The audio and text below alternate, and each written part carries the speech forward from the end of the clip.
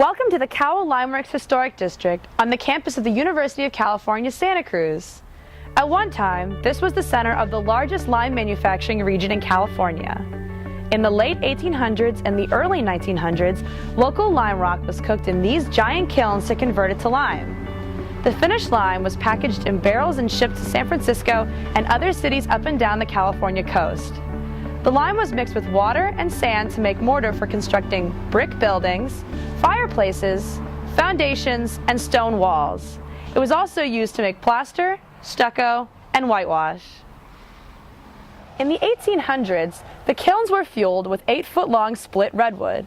It took dozens of cords of wood to produce just one kiln load of lime. By the start of the 20th century, the Cowell Company was running out of trees to cut for fuel. So it was decided to build new kilns that would run on the marvelous new energy source, oil.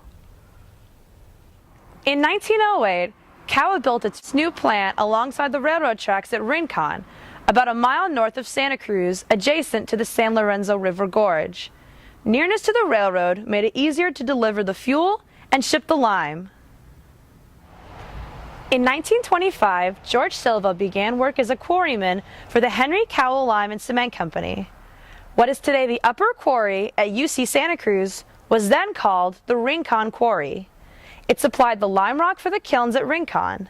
Fortunately for us, Mr. Silva was also an amateur photographer. With his Kodak Brownie, he carefully documented the process of quarrying the rock and hauling it to the kilns. Many of his photos represent the only known images of these operations from that time period. George Silva captured on film a transition period in the Santa Cruz lime industry.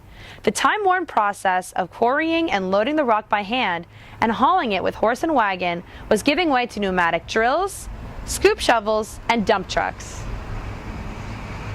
The kilns at Rincon produced their last batch of lime in 1946.